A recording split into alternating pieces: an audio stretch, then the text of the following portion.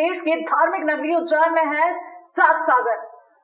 भक्तों, इन दिनों सावन का अधिक मास चल रहा है जो 16 अगस्त तक रहेगा। वैसे तो अधिक मास हर तीसरे साल आता है, लेकिन सावन का अधिक मास 19 साल बाद आया है, इसलिए इसका महत्व कहीं अधिक है।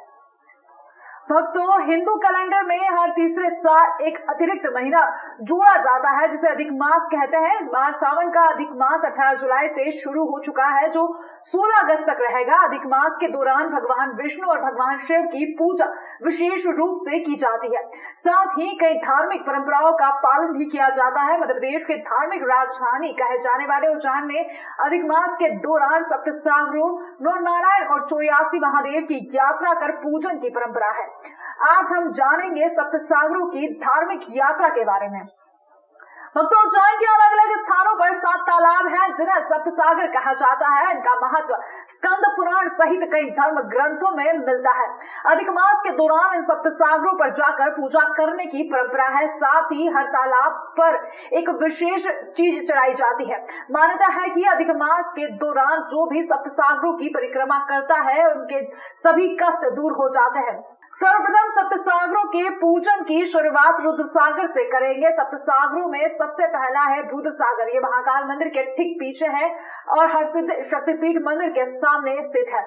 इसी के नजदीक अब महाकाल लोक बन चुका है। भक्तजन यहाँ आकर नमक, सफेद कपड़े और चांदी के नंदी अर्पित करते हैं। सावन के अंदर पुरुषोत्तम मास आया, अधिक मास आया है। इसके अंदर 84 महादेव भी होते हैं, 9 नारायण भी होते हैं और विशेषकर 7 सागर का भी पूजन होता है। जो सप्त सागर भगवान माता पार्वती के कहने पे भगवान शिव ने इनकी उद्गम करा है। सप्त सागर का यह महत्व है कि पहला सागर जो है रुद्र सागर है। यहाँ पे भगवान शिव और पार्वती इस रुद्र सागर में स्नान करते हैं। स्नान मात्र से ही सारे पुण्य फल प्राप्त हो जाते हैं, सारे पापों का सही हो जाता है। यहाँ पर नमक, चांदी का नंदीगण और रुद्राक्ष का दाने का दान बताया गया है और रुद्र सागर का पूजन बताया गया है। सप्तसागरों में दूसरे नंबर पर पुष्कर सागर का पूजन करेंगे। ये महाकाल मंदिर से कुछ ही दूरी पर नलियाबाखर क्षेत्र में स्थित है। ये एक बावड़ी के स्वरूप में है। वैसे तो आसपास रहने वाले लोग प्रतिदिन यहाँ पूजा करते हैं, लेकिन अधिक मास के दौरान यहाँ भक्तों की भीड़ लगती है। यहाँ पीले वस्त्र व चने की दाल चढ़ाने की परंपरा है। ये पुष्कर सागर है, ये नलियाबाखल में स्थित है। ये एक समय बहुत बड़ा विशाल सागर था, लेकिन धीरे धीरे इसका अतिक्रमण होते होते ये बहुत छोटा हो गया। यहाँ पर ब्रह्मा जी का स्थान है। ये ब्रह्मा जी का विश्व में इसका दूसरा स्थान है। एक स्थान तो इसका पुष्कर जी में, द्वितीय स्थान यहाँ उज्जैन में है। ठीक है, यहाँ पर पीली दाल, पीला वस्त्र, पीला फूल, हल्दी की गांठ और सोने का दान होता है। यहाँ पर किन दिनों में होता है, क्या विशेष? ये अधिक मास के दौरान होता है। जो 3 साल में अधिक मास पुरुषोत्तम मास का महीना आता है उसमें होता है। मेरा नाम आशुतोष दुबे। तीसरे नंबर पर हम पूजन करेंगे शिव सागर का। ये नई सड़क से थोड़ी अंदर की ओर स्थित है। इसके चारों ओर प्राचीन मंदिर भी स्थित है। प्रशासन द्वारा इसकी देखरेख की जाती है। धर्म ग्रंथों के अनुसार यहाँ साबूदाने की खीर और बर्तन चढ़ाने की परंपरा है। क्षीर सागर पे भगवान को खीर का पात्र और खीर दान होती है। वहाँ पर शेष नारायण रूप में भगवान विराजमान है, जो 9 नारायण में भी आते हैं। उनको प्रतिदिन पहले वहाँ के जो पुजारी जी थे प्रतिदिन भगवान को खीर का भोग लगाया करते थे, तो वहाँ पर खीर का दान होता है। चौथे नंबर पर हम पूजन करेंगे गोवर्धन सागर का। ये निकास चौराहे पर स्थित है। इसका आकार काफी बड़ा है। इसमें सिंघाड़े की खेती भी की जाती है। अधिक मास के दौरान भक्त यहाँ माखन, मिश्री, गेहूं और लाल कपड़े मुख्य रूप से चढ़ाते हैं। राधे राधे। ये सप्त सागरों, उज्जैन में सप्त सागर विद्यमान है और सभी की अलग अलग महिमा है। उसमें से चतुर्थ स्थान पर गोवर्धन सागर आता है। जब भगवान शांतिपनी में पढ़ने के लिए आए थे, शांतिपनी आश्रम में, जब सभी अपने इष्ट मित्रों के साथ, सभी सखाओं के साथ यहाँ पर भगवान भ्रमण क्या करते थे, गायों को चराया करते थे ना। तो ये गोचर भूमि है चारों तरफ जितनी भी है, और गोचर भूमि के मध्य में यहाँ पर गोवर्धन सागर विराजमान है। ये पूरा महाकाल वन हुआ करता था, तो यहाँ पर भगवान वृंदावन के रूप में इस महाकाल वन को देखा करते थे। यहाँ गायें चराते थे। भगवान की जो गुरु माता थी, भगवान को माखन मिश्री कांसे के कटोरे में रख कर देती थी। भगवान जब यहाँ गाय चराने आते थे तो खुद माखन मिश्री खाते थे। घर से गुड़ और गेहूँ लेके आते थे आश्रम से, वो गायों को खिलाते थे। और यहाँ पर भगवान ने गोवर्धन रूप में अनेक अनेक लीलाएँ की हैं, इससे इसका नाम गोवर्धन सागर पड़ा है। अधिक मास के महीने में सप्त सागर की सप्त सरोवर यात्राएं होती है। उसमें चतुर्थ स्थान पर गोवर्धन सागर का स्थान आता है।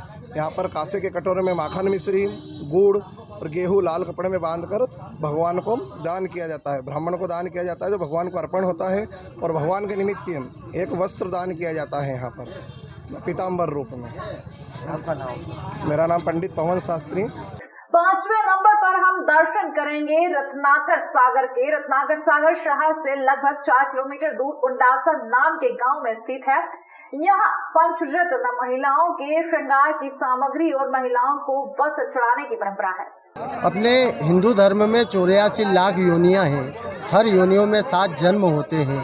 यहाँ पर सप्त सागर यात्रा करने से 7 जन्मों के पाप नष्ट हो जाते हैं। उसी क्रम में ये रत्नाकर सागर 5वें नंबर पे जिस जगह अपन खड़े हैं, ये रत्नेश्वर महादेव है।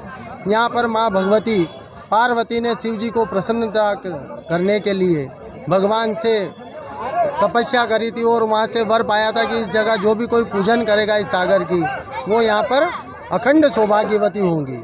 इसलिए यहाँ पर अधिक मास में, पुरुषोत्तम मास में यहाँ पर भगवान रत्नेश्वर महादेव से पूजन करके आशीर्वाद प्राप्त किया जाता है कि जो भी स्त्रियां यहाँ पर पूजन करें वो अखंड सौभाग्यवती हुए और उनका कल्याण हो। आपका नाम? पंडित मुकेश शर्मा। 6ठे नंबर पर है विष्णु सागर। यह सागर प्राचीन राम जनार्दन के पास स्थित है। विष्णु सागर प्रशासन ने इस स्थान को एक पिकनिक स्पॉट के रूप में विकसित कर दिया है। अधिक मास के दौरान भक्त यहाँ पंचपात्र, धार्मिक ग्रंथ और माला आदि चीजें चढ़ाते हैं। सप्त सागर में से ये है विष्णु सागर, ये 6ठे नंबर पे आता है। विष्णु सागर में साक्षात नारायण लक्ष्मी माता के साथ विराजमान है। यहाँ पे यहाँ की पूजन अर्चन करने से, सप्त सागर में ये कहा जाता है कि जब विष्णु सागर की पूजन अर्चन करने से अपनी सभी मनोकामना पूर्ण होती है। यहाँ पद का दान होता है, विष्णु पद का, उसमें आसन, गौमुखी माला, पंचपात्र, विष्णु भगवान की मूर्ति, भगवान के पहनने तो पुरुष वर्ग के वस्त्र, टोपी, टावल, छतरी, कुबड़ी, पैर में पहनने तो खड़ाऊ, भगवान को नौका विहार करने हेतु नौका, अंधेरे में देखने हेतु लालटेन इत्यादि का दान होता है यहाँ पे। और यहाँ की महत्वता ये है कि यहाँ भगवान विष्णु का पूजन करने से अपन जो यात्रा में अपनी मनोकामना लेके यात्रा प्रारंभ करते हैं वो मनोकामना पूर्ण होती है। आपका नाम? पंडित दीप मेहता। भक्तों, 7वें नंबर पर आता है पुरुषोत्तम सागर। ये इंदिरा नगर के समीप ईदगाह रोड पर स्थित है। इसका स्वरूप भी काफी विशाल है। इसके आसपास भी कई पुराने मंदिर है। यहाँ सप्त सागर की यात्रा का समापन होता है। यहाँ अधिक मास के दौरान यहाँ चलनी और मालपुआ अर्पित करने की परंपरा है। भक्तों, यहीं पर हमारी सप्त सागर की दर्शन यात्रा समाप्त होती है। कृष्णाय वासुदेवाय हरे परमात्मने प्रणत क्लेशनाशाय गोविंदाय नमः। अधिक मास के महापर्व पर यहाँ पर माता बहनें आती हैं और सप्त सागर की यात्रा में यहाँ पर यात्रा परिपूर्ण होती है। सप्तम सागर 7वें नंबर का यह सागर है। यहाँ पर माता बहनें आती है, 33 मालपुए, कासे के पात्र और चल्ली का दान करके जो है अधिक मास का लाभ उठाती है। यहाँ पर जो है माँ पार्वती जी ने ब्रह्मांड के आकार का दान दिया था और ब्रह्मांड ब्रह्मा जी को दान दिया था, इसलिए यहाँ पर मालपुए, कासे का पात्र और चल्ली का दान बताया गया। आपका नाम? पंडित हेमंत जोशी। अगर आपको हमारी वीडियो अच्छी लगी तो हमारे चैनल को सुनकर सब्सक्राइब और शेयर अवश्य करें। फिर मुलाकात होगी उज्जैन शहर की नई जानकारी के साथ। इस प्रकार भारतवर्ष में 7 ही सागर, रुद्रप्रयाग में रुद्र सागर विराजमान है। उसी प्रकार 7 ही जगहों पे 7 सागर भारतवर्ष में विराजमान है। उसका एक छोटा स्वरूप अवंतिका तीर्थ में विराजमान है। जैसे प्रथम सागर के रूप में रुद्र सागर का पूजन किया जाता है, वहाँ का नमक का दान, श्वेत कपड़े में बांधकर चांदी का नंदी, रुद्राक्ष दान किया जाता है अपने पुण्य उदय के लिए। उसकी एक प्राचीन महत्वता ये भी है कि जब पहले के समय में श्रद्धालु महाकाल के दर्शन करने आते थे तो रुद्र सागर में स्नान करके भगवान रुद्र का दर्शन किया जाता था, तो उसको रुद्र सागर के रूप में पूजा जाता है। दूसरा सागर नलिया बाखल में पुष्कर बावड़ी के रूप में पूजा जाता है, जिसको पुष्कर बावड़ी भी कहते हैं और पुष्कर सागर भी है। और वो छोटा स्वरूप रह गया है तो उसको पुष्कर बावड़ी भी कहते हैं। जैसे पुष्कर जी में जो पुष्कर कुंड है उसी के हिसाब से पुष्कर बावड़ी यहाँ पर विराजमान है। पुष्कर सागर पे पीले कपड़े में चने की दाल और सोने का मोती दान होता है। जब भगवान राम वनवास पे जा रहे थे, जब भगवान से मिलने के लिए यहाँ ब्रह्मा जी पधारे थे, तो ब्रह्मा जी को भगवान ने पीले कपड़े में चने की दाल, हल्दी और सोने का मोती रखकर भगवान को गुप्त रूप में भेंट किया था ब्रह्मा जी को। जब से पुष्कर सागर की महिमा है कि पुष्कर सागर में दान करने से पुष्कर तीर्थ का पुण्य प्राप्त होता है। तीसरे स्थान पर आता है क्षीर सागर। क्षीर सागर पे भगवान को खीर का पात्र और खीर दान होती है। वहाँ पर शेष नारायण रूप में भगवान विराजमान है, जो नौ नारायण में भी आते हैं। उनको प्रतिदिन पहले वहाँ के जो पुजारी जी थे प्रतिदिन भगवान को खीर का भोग लगाया करते थे। तो वहाँ पर खीर का दान होता है। ब्राह्मण देवता आज जो भी सप्त सरोवर यात्रा करवाते हैं, तीसरे स्थान पर वहाँ ले जाकर खीर का दान किया जाता है। चतुर्थ स्थान पर गोवर्धन सागर आता है। जब भगवान शांतिपनी में पढ़ने के लिए आए थे आश्रम में, जब यहाँ पर गाय चराया करते थे, तो ये पूरा चारों तरफ महाकाल वन था। ये जो सागर सामने दिख रहा है, चारों तरफ वन था। तो भगवान वृंदावन के रूप में इस महाकाल वन को देखा करते थे और यहाँ गाय चराते थे। आश्रम से कुछ गुड़ और गेहूँ लेके आते थे जो गायों को यहाँ खिलाते थे। कांसे के कटोरे में भगवान माखन मिश्री लेके आते थे जो स्वयं यहाँ अपने सखाओं के साथ पाते थे, स्वयं सखाओं के साथ खाते थे। यहाँ झाड़ होता था, वहाँ पर भगवान अनेक लीलाएँ करते थे। तो भगवान को यहाँ पर गोवर्धन रूप में पुकारा जाता था, तो इसका नाम गोवर्धन सागर पड़ा। फिर पंचवें स्थान पर अपन जाते हैं। 5वें स्थान पे कुंडा सा तालाब, जिसको रत्नागिरी सागर कहते हैं। वहाँ पर पति पत्नी सहित वस्त्र दान होते हैं। 2 पति पत्नियों ने भगवान नारायण की साधना आराधना की थी।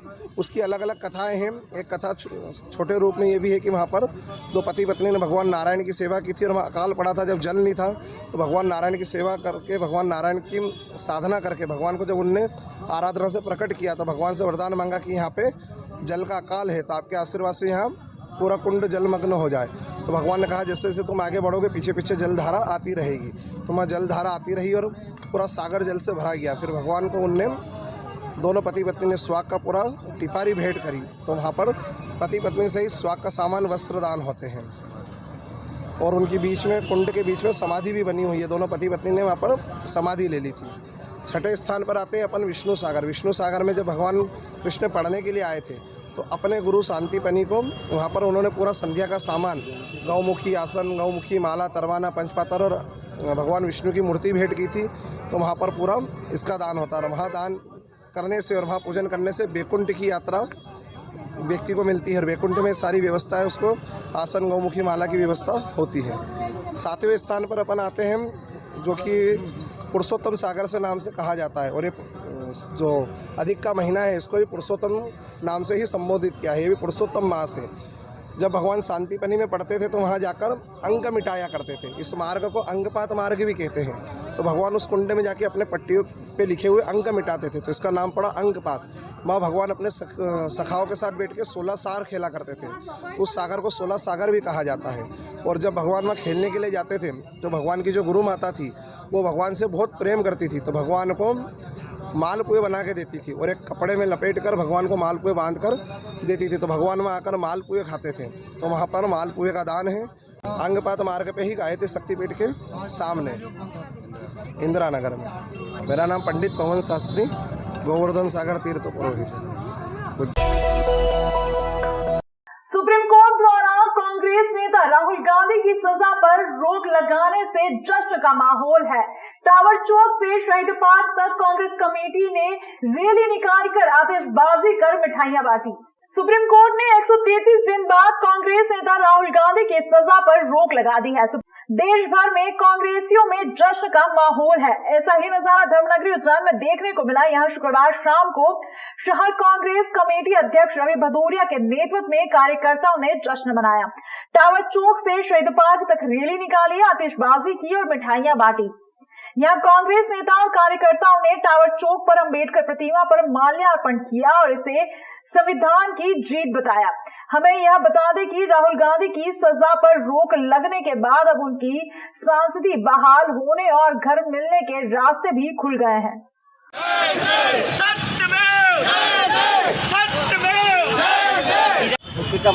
आज पूरी कांग्रेस पार्टी के हर कार्यकर्ता, हर नेता उत्साहित है। आज हम सभी ने खूब पटाखे फोड़े हैं, खूब मिठाई खाई और लोगों को भी खिलाई है। साथियों, जिस प्रकार के इस देश के तानाशाह ने मिलकर के हमारे नेता, हमारी पार्टी के सर्वोच्च नेता माननीय राहुल गांधी जी की सदस्यता को समाप्त कराया था, और निश्चित रूप से आज फैसले को, आज माननीय भारत की सबसे बड़ी अदालत उच्चतम न्यायालय ने उस फैसले को पलटा है और अधिकतम सजा देकर के उनको चुनाव लड़ने से रोका, उनको संसद जाने से रोका। जिन 13 लाख लोगों ने उनको चुना था, उनकी भावना पे कुठाराघात किया था। और आज सुप्रीम कोर्ट ने तय कर दिया है कि चाहे गुजरात की सरकार हो, चाहे देश की सरकार हो, जो गलत किया था उस गलत के फैसलों को पलटा दिया है। और हमारे सर्वमान्य नेता राहुल गांधी फिर इस देश की समस्या को लेके उस लोकसभा में दहाड़े गए और जो भी लोग पुलिस के माध्यम से, ईडी के माध्यम से, सीबीआई के माध्यम से हमारे नेता को रोकने का प्रयास करते हैं, उनके लिए जवाब है। लालपुर स्थित ज्ञानोदय विद्यालय के विद्यार्थियों ने कलेक्टर कार्यालय का किया घेराव। स्कूल और हॉस्टल प्रबंधन पर लगाए निम्नस्तर का भोजन और गंदा पानी पिलाने के आरोप। कलेक्टर ने जांच के लिए बनाई कमेटी। उज्जैन के कोठी पैलेस स्थित कलेक्टर कार्यालय का घेराव किया गया। दरअसल यहाँ लालपुर स्थित ज्ञानोदय विद्यालय के विद्यार्थी अपनी विभिन्न समस्याओं को लेकर पहुंचे। विद्यार्थियों का आरोप है कि विद्यालय और हॉस्टल में उन्हें प्रताड़ित किया जाता है, का भोजन दिया जा रहा है, पीने का पानी गंदा और बदबूदार है। मामले की गंभीरता को देखते हुए कलेक्टर कुमार पुरुषोत्तम ने तत्काल एक जांच कमेटी बनाई है और विद्यालय में जाकर बच्चों के बयान लेने के आदेश दिए हैं। एडीएम अनुकूल जैन ने कहा कि यदि कोई लापरवाही पाई जाती है तो दोषियों पर सख्त कार्रवाई की जाएगी। यह बता दें कि स्कूल के प्राचार्य और हॉस्टल के वार्डन पर आरोप लग रहे हैं। क्या है और पानी में रेत आती है, बाथरूम का मतलब आरओ का पानी नहीं और पानी में से रेत निकलती है और अच्छा पानी नहीं मिलता है, रोटी भी अच्छी नहीं मिलती है। इसकी शिकायत आपने स्कूल में करी? प्रिंसिपल ने बोला था तो वो कुछ नहीं बोलते, बस बोलते थे करेंगे और टीसी की बात करते हैं बस। हमें बहुत सारी प्रॉब्लम है, जैसे कि इस हॉस्टल की बात करें तो हम जाते हैं हमारी कोई भी समस्या लेकर हमारे वार्डन सर के पास, तो वो हमारी किसी बात नहीं सुनते और उन्हें हम कहने जाते हैं तो गाली गलौज करते हैं हमारे साथ में। और उसके बाद में हमारे हॉस्टल में आरओ भी नहीं है, बच्चे और सुबह पोहे खिलाते हैं, वो हमें ज़बरदस्ती खाने पड़ते हैं, उससे पेट ख़राब होता है, बीमार हो जाते हैं बच्चे। और उसमें हॉस्टल में हमारे ये सुविधा भी नहीं है, जैसे कि मेडिकल, और उसके बाद सोलर नहीं है हमारे, पानी गर्म ठंड में हमें ठंडे पानी से नहाना पड़ता है। स्कूल की बात करें तो स्कूल में टीचर नहीं है, परेड नहीं लगते आधे हमारे। हाँ, हमारी लेब में हमें लेकर ही नहीं ले जा रहा है क्योंकि कोई टीचर भी नहीं है, आधे टीचर है। और उसके बाद में जैसे कि खाने में कोई मेन्यू ही नहीं है हमारा। हमारे छात्रावास में खाने का कोई मेन्यू नहीं है, खाना भी अच्छा नहीं दिया जाता है और प्रतिदिन नाश्ते में पोहे दिए जाते हैं और इसके कारण बच्चों का पेट खराब होता है और हमें मजबूरन खाना पड़ता है। बासी दाल खिलाई जाती है, रोटी भी ठीक प्रकार से नहीं बनती है, खाना बनाने वाले कर्मचारी आपस में झगड़ते हैं तो बच्चों के साथ गाली गलौज करते हैं। अधिसंख्य थे, बच्चे बहुत ज़्यादा संख्या में थे। उन्होंने अपने विषय रखे, विषयों में मुख्यतः उन्होंने जो उनके स्वल्पाहार और भोजन की व्यवस्था है, पाठ्यक्रम की व्यवस्था, पाठ्य पुस्तकों की व्यवस्था है, यहाँ तक कि जो उनकी फैकल्टी है, जो शिक्षक उनको पढ़ाने आ रहे नहीं आ रहे, उस बारे में तथ्यात्मक रूप से पूरी विस्तारपूर्वक उनसे बातचीत की गई है और उनके द्वारा जो अपनी समस्याओं से अवगत कराया गया है, जो अपनी परेशानियां बताई गई है, उसके संबंध में माननीय कलेक्टर महोदय को अवगत कराने के बाद एक कमेटी प्रस्तावित हम कर रहे हैं, जिसमें स्कूल में जाकर वो बच्चों से बात करें और वस्तु स्थिति को समझें और यदि इसमें किसी को कोई लापरवाही है, अनुशासनहीनता है या कोताही है तो उस पर सख्त से सख्त कार्रवाई की जाएगी। माकड़ोन पुलिस ने लूट के 4 आरोपियों को गिरफ्तार कर लिया। फरियादी ने ही अपने दोस्तों के साथ मिलकर वारदात को अंजाम दिया था। पुलिस ने उनके पास से 1 लाख रुपए नकद और अन्य सामान जब्त किए हैं। बता दें कि पिछले महीने 5 जुलाई को माकड़ोन थाना क्षेत्र के डेलची लिपादित मार्ग पर संपदा स्फूर्ति फाइनेंस के लोन मैनेजर विष्णु पवार निवासी राजगढ़ के साथ 3 अज्ञात बदमाश चाकू उड़ाकर रुपयों से भरा बैग लूट के ले गए थे। पुलिस सभी से बदमाशों की तलाश कर रही थी। इस दौरान माकड़ोन पुलिस ने साइबर सेल की मदद से लूट को अंजाम देने वाले 4 बदमाशों को गिरफ्तार कर लिया, जिनके पास से 1 लाख रुपए नकद, लूट में उपयोग की गई 2 मोटरसाइकिल सहित 2 मोबाइल जब्त किए गए हैं। पूछताछ में पता चला कि फाइनेंस कंपनी के लोन मैनेजर को ही रुपयों की आवश्यकता थी, जिसके चलते उसने अपने 3 अन्य दोस्तों के साथ मिलकर लूट की वारदात को अंजाम दिया था। एडिशनल एसपी नितेश भार्गव ने बताया कि बदमाशों के आपराधिक रिकॉर्ड खंगाले जा रहे हैं और उनसे अन्य वारदातों के बारे में पूछताछ की जा रही है। इसमें मई माह में जो है माकड़ोन थाना क्षेत्र अंतर्गत एक लूट की घटना को अंजाम दिया गया था कुछ लोगों द्वारा, जिसकी सूचना एक्चुअली 1 माह बाद अपने फरियादी पक्ष ने थाने पर दी थी। तो हम लोगों ने पूरी एक टीम बनाकर इसको अच्छे से साइबर सेल की मदद से, जैसा कि एसपी साहब ने निर्देश दिया था, साइबर सेल था, लोकल थाने की टीम थी और भी हमारे लोग थे, उन्होंने पूरा जितने भी साक्ष्य थे उनको पूरा एवेल्यूएट किया और इसका आज जो है लूट के जो आरोपी को हमने डिटेक्ट किया। इसमें 4 लोग इन्वॉल्व थे। रास्ते पे जाते समय इस व्यक्ति से बैग छीन के उन्होंने लूट की घटना को अंजाम दिया था। इसमें 1.5 लाख रुपए रिकवर किया हम लोगों ने। बेसिकली ये जो लड़के थे सब नई उम्र के लड़के थे, तो किसी पैसे के कहीं एजेंट की कुछ लेन देन के कारण इन लोगों ने इस घटना को अंजाम दिया था। अभी इनके पूर्व के अपराध हम खंगाल रहे हैं। जस्ट अभी आज ही का पूरा मामला है, तो खंगालने के बाद फिर इसमें अगर और भी कुछ अपराध निकलते हैं, इनके कहीं और भी तार जुड़ते हैं, तो उस पर आगे फर्दर इन्वेस्टिगेशन हम करेंगे। मशरूम की पैदावार बढ़ाने के लिए विक्रम विश्वविद्यालय द्वारा अनूठी पहल शुरू की गई है। दरअसल विक्रम विश्वविद्यालय के जैव प्रौद्योगिकी विभाग और वनस्पति शास्त्र विभाग द्वारा एक कार्यशाला का आयोजन किया गया। इस कार्यशाला में क्षेत्र की करीब 15 महिलाएं शामिल हुई। इसके साथ ही विश्वविद्यालय में अध्ययनरत विद्यार्थी भी मौजूद रहे। यहाँ सभी को मशरूम की खेती के बारे में बताया गया कि किस प्रकार से घर में भी मशरूम उगाया जा सकता है। कुलपति अखिलेश कुमार पांडे ने बताया कि मशरूम विटामिन डी का प्रमुख स्रोत है।